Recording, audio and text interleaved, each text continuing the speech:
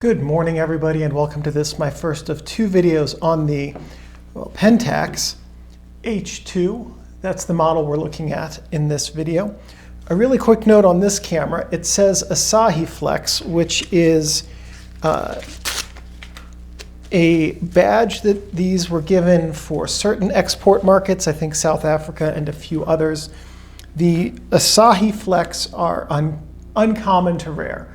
They're considered collector's items today. So if yours says Pentax or Asahi Pentax or Honeywell, I think the H is said Honeywell, it's the exact same camera. It just has a different name on the prism. The Pentax H2 is a 35mm interchangeable lens SLR. And what that means, 35mm means that it can use any 35mm film with some limitations because the maximum shutter speed is only 1/500th. So you'll want to stick with a film that's slower than 200 ISO and slower if you're shooting in the day. Interchangeable lens simply means that lenses can be removed from it and put back on at any point when you're not taking a photo, and that will not affect the rest of your film. And SLR means that it has a single lens right here, a reflex mirror, and then the light comes into the lens, reaches the mirror, bounces up to this prism, and then to the viewfinder eyepiece on the back. And you see what you're about to take a photo of until the moment that you take the photo. It has no light meter, which also means no batteries. It has shutter speeds of X, which is the flash sync, bulb, and time, and we'll talk about the differences of those in video 2, and then 1 second to 1/500th. I could not find the viewfinder magnification. However, I believe that these have the same optical system as the Spotmatics, which would mean that it has 100% frame coverage with a 58mm lens, rather like this Helios that I have mounted on it. And I could not find the viewfinder frame coverage, but it feels like it's about the same as the Spotmatics, which would mean that it is around 95%. It has a Fresnel field with a large central microprism for the focusing screen, and the flash sync speed on this camera is a blistering 1/50th of a second. The target market for this camera would have been the intermediate user. Now, the S and H series, of which this is part, had what today we would consider incredibly incremental variations. The largest of which would have been the included lens. Now, this is not obviously the lens that it came with originally, but the S and H2, of which this model is, originally would have come with a 55mm f2 lens. The higher spec S or H3, which was a very similar camera, would have had an f1.8 lens. And the lower spec S or H1 would have had an f2.2 lens. So the biggest difference between the three is the lens that was included. And then I don't have the S1 or H1 on me, but I believe that if I remember correctly from when I used to have those, they had a slightly different interface. This was produced by the Asahi Optical Company, which you can see on the logo there, in Japan from 1959 until 1962. It was preceded by the Pentax S most closely because of the maximum shutter speed being 1/500th of a second. The S and H line followed the previous, the lineage of the Pentaxes was the Asahi Pentax S and K, the S being the lower tier, the K being the one with the 1/1000th of a second shutter speed. And then this was the third part of the third generation. This was most like the S, which the S then broke into 3 different tiers based primarily on lens. It was concurrent with the balance of the S and H line, and it was followed by the Spotmatic SP500. And again, I'll indicate that it was followed by that because of the top shutter speed on the camera, not because of anything else. I mean, that's realistically the upgrades in the 50s and 60s from one generation to the next were minor. Did they have a self-timer or not? Did it have a manually resetting frame counter or automatic? Things like that were considered huge, huge upgrades from one generation of camera to the next. So now as we do, let's go over the camera's features and talk about what everything is.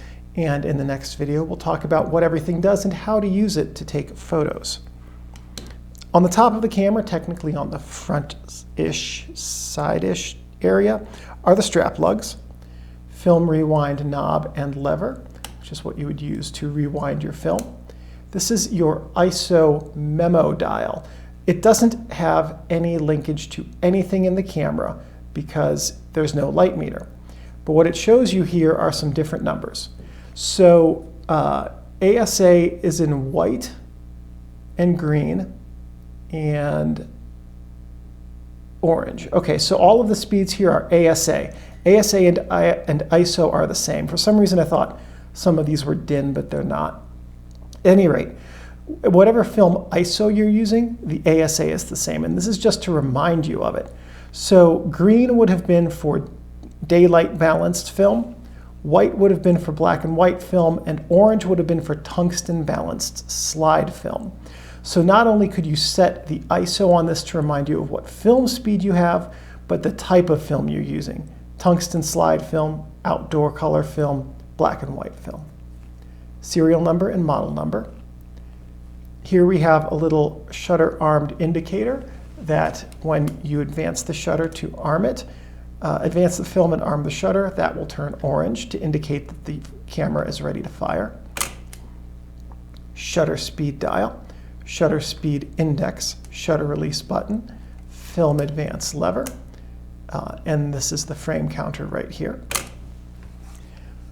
On the camera's front, we have the badge, the FP bulb sync, and the X flash sync. Now, if you're going to use a flash with this camera, we'll talk about it a bit more in video 2, but the only type of flash you're going to use is an X flash, and that's the port where you connect it. If you connect an X flash to the FP port, your shutter and flash will not sync correctly.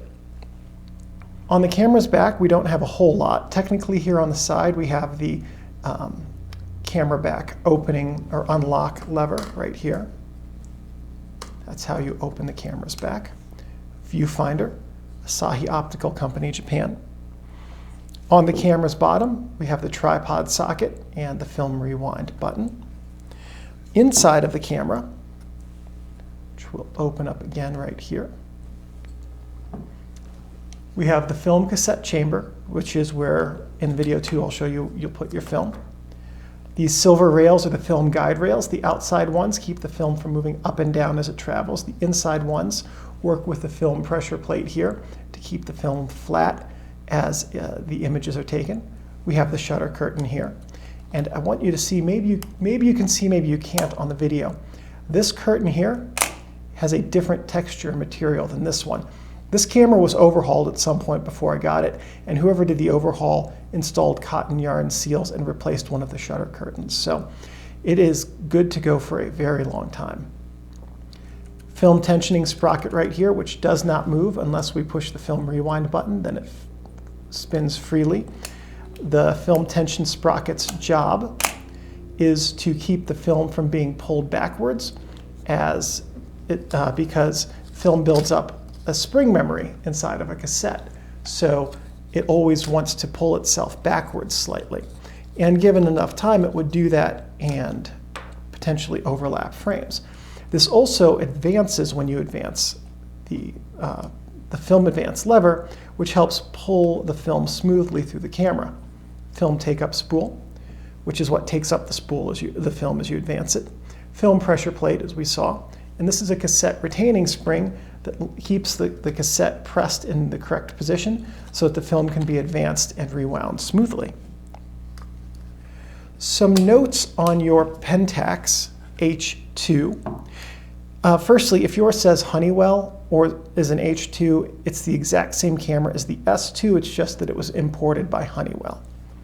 There's no difference on the inside. This was the first Pentax camera with a shutter-cocked indicator. That's this guy right here. It was also the first Pentax camera without a revolving shutter dial. So on the previous models of camera, this shutter dial spun as the shutter action occurred, which was a really good way to screw up your shutter if your finger was in the wrong place while the photo was being taken. It is also the first Pentax SLR without a separate slow speed shutter dial. The previous versions of this camera had the slower speeds on a separate dial here. It is the first Pentax SLR with a micro prism in the center of the Fresnel focusing screen to aid in focusing. And on the earlier S2 bodies, lacked a shutter speed notch, which this one does not have. Latter bodies included a notch, and that notch was just a little carving in here. Let's see if the other one I have has it. It does. Okay. So here this is an S2 Super, which is a different camera. It's going to get its own video. But there's a little notch right here next to time. And that little notch allowed a meter to be clipped on over the prism, and then that meter would interface with the shutter speed so that you would adjust settings on the meter. And earlier versions of this camera could not use the meter because there's no notch.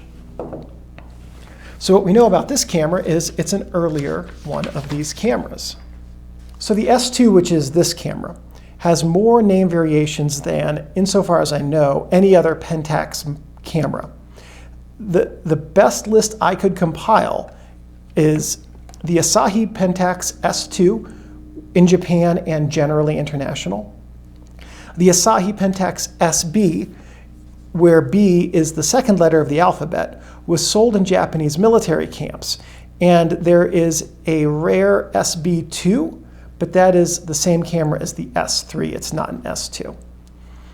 The Asahiflex H2, which is this camera, was sold in South Africa and possibly Finland, though the older printed sources I read about this only mentioned South Africa, and I found no sources except online that indicate Finland was a possible market for this. So in all, the source I found online indicating these were sold in Finland came from an anecdotal reference of the recollection of a camera shop employee from the 50s. So take that with a grain of salt, because everything I found that's printed and more thoroughly researched and from before the days of the internet indicated South Africa only. The Asahi Pentax H2 was sold in many international markets, mostly Europe. The Honeywell Highland Pentax H2 was sold in the US. The Honeywell Pentax H2 was also sold in the US, but later. The Asahi Pentar H2 was sold in South Africa and is also one of the rarest Pentax cameras that collectors can pursue. The Penta Asahiflex H2 was another South African variant. And then the S2 Super is an S2 with a 1/1000th of a second shutter speed, but no super designation exists on it. And I'm going to do a separate video about the Pentax S2 Super as well. Some later H2 bodies may also have a self-resetting frame counter in the same way that my S2 Super has a self-resetting frame counter. All right, there are some things not to do with your Pentax S or H2. Don't store the camera with the shutter ready to fire. So when you arm the shutter, what that does is that puts a bunch of springs and other assemblies under tension. And these are old assemblies now from the 50s. So if you store them under that tension, the springs can fatigue, which can lead them to either have faulty timing by not working as effectively as they should, or just snapping, which will render your shutter broken and useless. So whenever you're done, just trigger the shutter. It's better to waste a single frame of film if you keep film in the camera than it is to have to send your camera in for repair if the springs break. Don't touch the shutter curtains or the mirror. If you touch the shutter curtains, you can brick them by jamming them and ruining the shutter. If you touch the mirror, you can desilver it, which can make it harder to focus your camera. Don't leave your camera or lenses in your car because the heat can get onto the aperture blades. And on a preset lens like this one, which this camera can use, it's not that big of a deal. On lenses that have this camera can also use lenses that have an automatic aperture, and you can tell that because of the flappy paddle there that I forgot to point out earlier in the video. On automatic aperture lenses, oil on the blades is a really big issue because that can make the aperture not function or time properly. Sometimes not even function at all.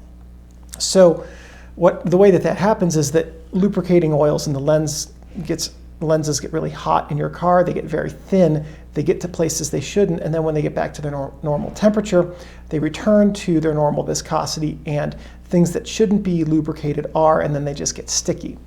Likewise, the same can happen in the camera. Also, with the cold can cause lubricating oils in the camera to break down and get very thick and gummy and throw off your shutter timing.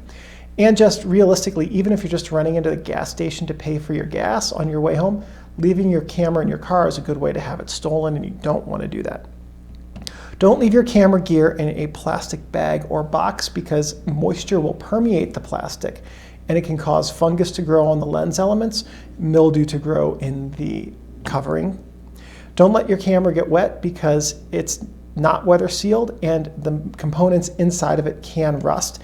And I have had a couple of old Pentax bodies that had gotten very wet and the internal gear is completely rusted together, that there is no recovering a camera that happens to. And just remember that your camera is a precision tool and should be handled with care and respect. And as long as you take care of your Pentax H or S2, your camera will take care of you. So that's it for the first video in this pairing. In the next video, we'll go through everything in this camera and talk about how to use it so that you can successfully take photos with one of these incredibly nice to use and very fun vintage cameras. Thank you for watching this video. Please give me a thumbs up. That lets me know that I'm on the right track producing content which is useful and helpful to you. If you have any questions or comments, please leave those in the comments section below. I'm pretty good about checking these every couple of days and answering questions. If you have any suggestions or ideas for future videos, and if I have the technical know-how and equipment, I'm more than happy to make those. One last thing. Thank you everyone for watching, and I'll see you in the next video. I gotta get up, Steinbeck. I have to turn off the camera.